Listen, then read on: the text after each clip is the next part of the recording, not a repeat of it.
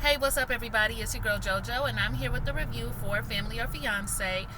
This episode was Jazmine and Reggie. I don't remember the number, but y'all know. Y'all know how that goes. But I hope y'all are doing really, really good today. I am on lunch, even though it's Sunday. I have to be back promptly by 1 p.m. because I have a meeting I got to go to. So I really got to be back before that. So I got to get up out of here. So let's try to get this done. I thought the episode was pretty good. I really enjoyed it. It was a little bit more low key. I didn't even have to take that many notes.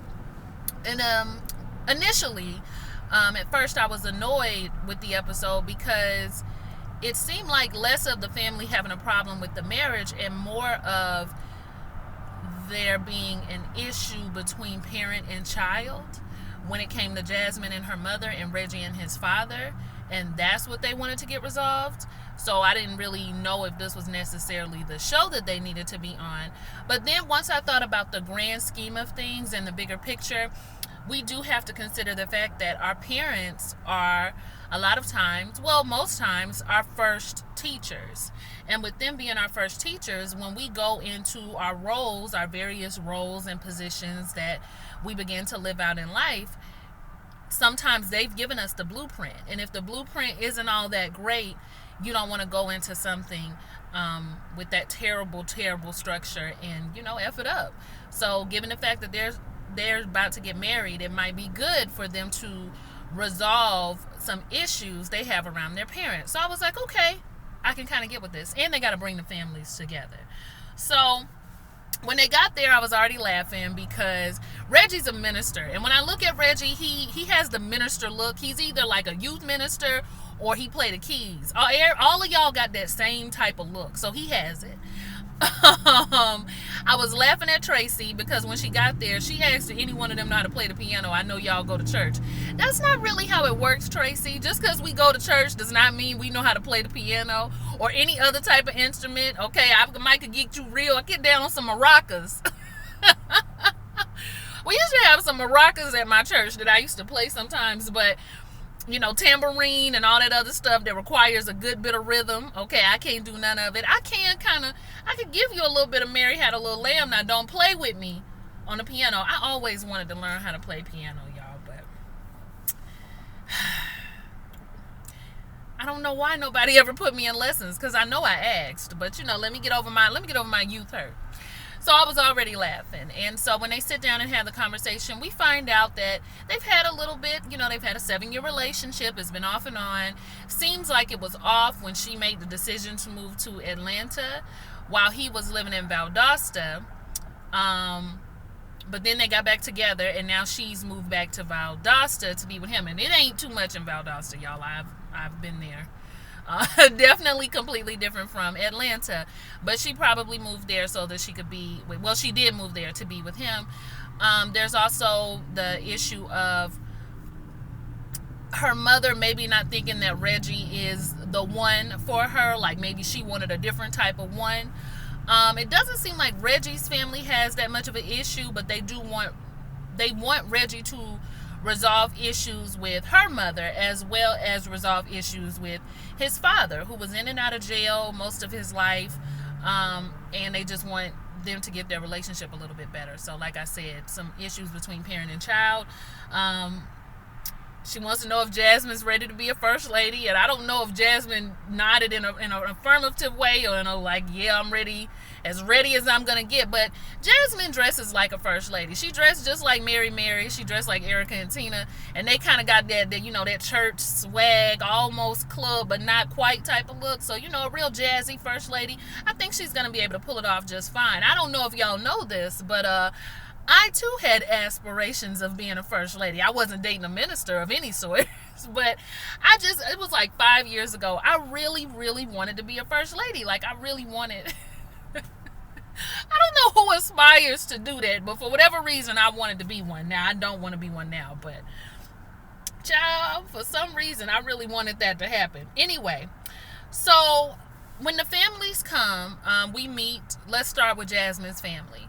Now, Jazmine is adopted. I forgot to mention that. Her mom adopted her when she was 3 weeks old because she couldn't have children. So I'm guessing the sister that was there, that must have been LV, her stepfather, Jazmine's stepfather, that must have been his daughter, because she kind of looked like him. So I forget the sister's name, like Tanisha or something like that, Tananda. I don't know. She was real cute though.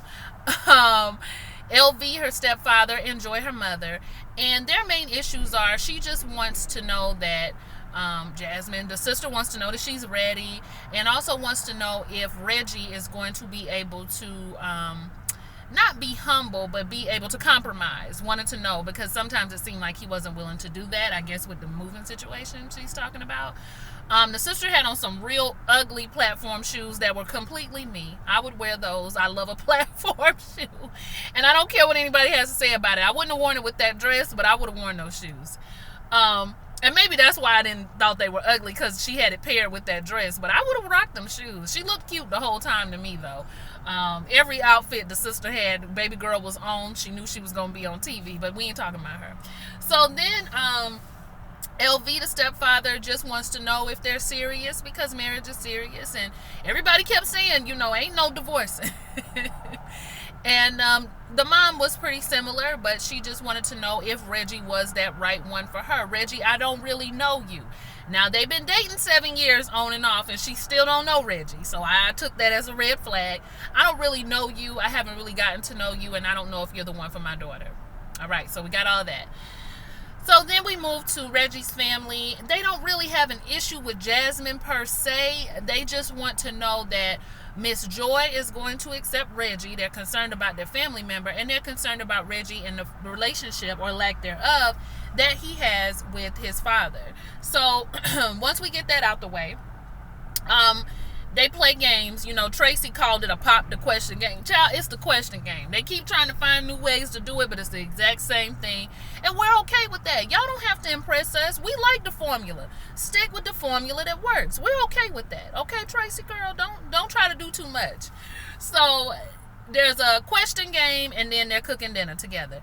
The cooking dinner actually goes pretty smooth, but when the dad, I think his name was Mr. Terry, when Jazmine says, I really would like y'all to be a lot closer, I would love for y'all to have that father and son relationship, and the mother agrees, the daddy says, I was there for him. I was always in his life. And the mama was in the background like, I'm going to let you finish. And as soon as he got done talking, she was like, you weren't always in his life, though. You were doing what you was doing. You was in jail. You would be locked up. You would come back out. And that's no way for a boy to grow up. Like, he really didn't have you in his life.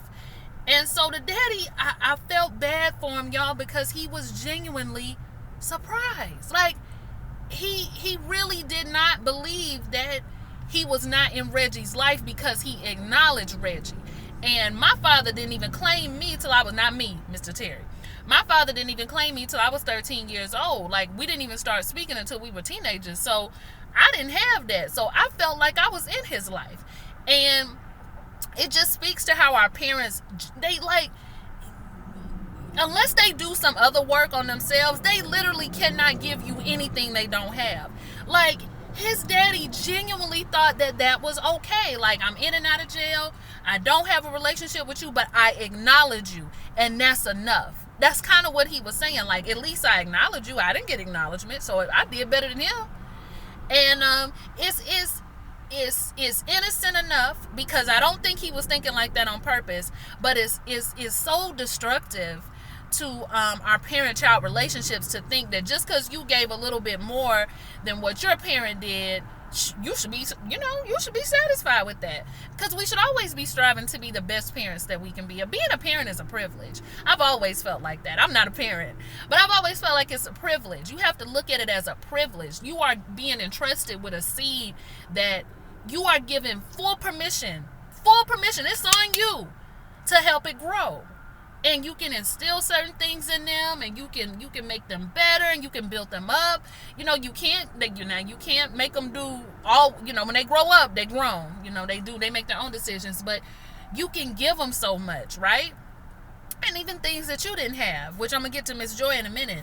And when I see people like kind of take it at the bare minimum, that's why I say I don't think I'm ready for, or will ever be ready for parenting, because I feel like it's such a big, it's not just like, oh, it's not fun and games to me. That's how I feel. And you can't be doing it so that you can get any type of benefit from it either, because it's also a gamble. Right? It doesn't mean they're gonna do exactly what you want. So I always take those things into consideration. But let me not get rambly, because didn't I just tell y'all I had to go back to work? Okay. So the dad is starting to realize, maybe I got some things I need to work on here, because I thought I was right. So when they get to Miss Joy, and them over there asking the questions, Miss Joy comes off as somebody who, is very one of those parents who would prefer for you to live her way, right? And we know parents like this. We know parents who want their blueprint for your life, and if you begin to fall out of it, they really are very uncomfortable with that. I've seen this happen in my own family. So it's not that they love you any less, but they would just prefer you not do that. And when you do it, they keep bringing it up, that you did something that they wouldn't have really preferred. Miss Joy strikes me as that type of mother. And that's okay, because I know she only wants the best, but you have to trust that you raise your children to make the best decisions for themselves, right? So it's hurting Miss Joy when she gets confronted by Reggie, just like Jazmine confronted Mr. Terry. So they got each other's back, right? That they don't necessarily have the best relationship, and that he wants her to feel more supported. Like, sometimes I feel like, Jazmine thinks you don't support her, that you're not there for her, and that, you don't really have her back. And so Miss Joy ends up crying. I don't know what else to do. I did the best I could do. I'm sorry. Let me not mock Miss Joy. But, she just doesn't really feel that she did that. Reggie also confronts her about the fact that you compare me to her exes. I'm not her ex, and I don't want to continue to be compared to her ex.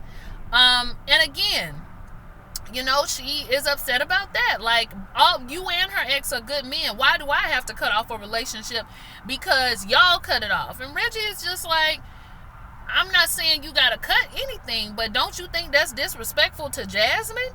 Don't you think that's uncomfortable for her? Like, this is part of your issue. When are you gonna start to have the respect and the closeness to your daughter? And so that is kind of what that comment came before the Jazmine comment, and I think that's what led into her crying. Like, you said I was unsupportive of my daughter, and you're telling me that I'm hurting my daughter by speaking to her ex, when it's really that I just don't like you.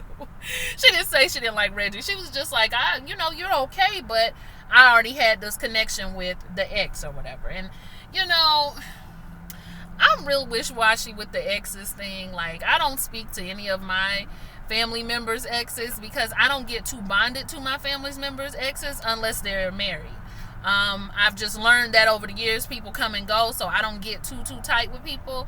But yeah, and my brothers and cousins, they girlfriends, they know I'm not really the one to get close to, so don't even come over here with that, because when he drop you, I'ma drop you. I'ma just if you ain't a wife, I'ma just let you know that. That's just kind of how I am, because I've had a lot of uncles and aunts and stuff come in and out, and I don't form those kind of attachments unless I know the person gonna be around for a while. Anyway, so when we get on to dinner, it comes up again to the daddy and the mom about what's been going on. And again, Miss Joy is hurt. She was just like, I never asked of anything from Jazmine. Like, Jazmine was sitting there saying, well, sometimes, Mom, I felt like you wanted me to be perfect. I felt like I had to live up to your standards. We was in church, and I just felt like you had to have this perfect church girl thing going on. And so that's why I don't really call as much. That's why I don't really come home, because I feel like you expect a lot out of me, and it feels good sometimes to not have to live up to that standard. Miss Joy is hurt all over again. She just don't understand why Jazmine keeps saying that. I did the best that I could by you. I've always tried to do the best that I could by you. And she starts crying again. I did the best that I could. I did the best that I could. It's not funny. She just got that, she cried like Candy Burris. So, anyway, once they kind of get Miss Joy calmed down, even some of Reggie's family goes to check on her. They confront Jazmine with it. And the way that Jazmine was reacting to finding out that her mother was having this breakdown, to me, showed that I think she's used to her mom doing this, because she didn't seem to have any emotion about it. So I ain't gonna say she didn't care, but it was just kind of like, oh, that's my mama. Like, her face was just like, oh, well, I guess we'll go see what's going on. And again, we just gonna pause real quick. Jazmine and this lace front. Now, you are too beautiful of a woman. You are too beautiful of a woman. And I know those camera lights was bright, and you couldn't really account for how the lace was gonna look on the wig, but no. You can't get on there representing like that. You can't do it. You just can't do it. You're too pretty for that. But I'm gonna move on. So they get over to Miss Joy, and this is when Tracy suggests that maybe y'all need to have like some family therapy type. So they call in an expert. I think she's in adoptions, and they have the conversations. And the fact that Miss Joy genuinely asked the adoption lady when she said that we can create moments of joy with one another, and I think that's what you all are missing. When Miss Joy said, well, how do we do that? Y'all, it was so genuine that I really felt like Miss Joy was starting to realize, where she had messed up along the way. And so Jazmine is able to express to her, you have been a great mother to me. You've given me everything. I felt like I was disappointing you. I felt let down. I felt like I needed to do everything right. I felt like because, and this is where the adoption expert comes in, because you were adopted, you felt like if you didn't do everything right, that they would give you away. And that almost made me cry, because I cannot imagine having a feeling of, if I don't do everything to the T like these people want me, they can just give me back, like some type of return or layaway at Walmart. For you to feel not even like you're a person, but you're just like bought goods. And I know some people look at adoption that way. I don't, but I know some people do. That made me sad for Jazmine. And so I understood a little bit more about where she was coming from. And I think her mother, I'm sure she's had to realize this in the past, but maybe not. I mean, when you're dealing with an adopted child, you would think that they have those thoughts. But maybe she thought that Jazmine, had been there since she was 3 weeks. You're growing up with me. I'm giving you everything. You got to know that I want you here. And that's not how it works for foster care kids and kids who are adopted. They always kind of have something, it's got to do something to your psyche to know that the person who birthed you didn't want you. So there's probably always something in them that feels unwanted or not enough, right? So anyway, I love that Miss Joy told her, I'm proud of you. You've done everything that I've wanted you to do. You are intelligent. You are beautiful. You've made great decisions. That meant a lot to Jazmine. And that was all the child needed to hear. We finally got some real, genuine tears and emotion out of her. We got tears out of Miss Joy. I like that Jazmine thanked her for being the mother that she was. And in a lot of ways, Jazmine, even though she wasn't birthed by Miss Joy, she has a lot of Miss Joy's ways. Okay, church mama. Very, very strong.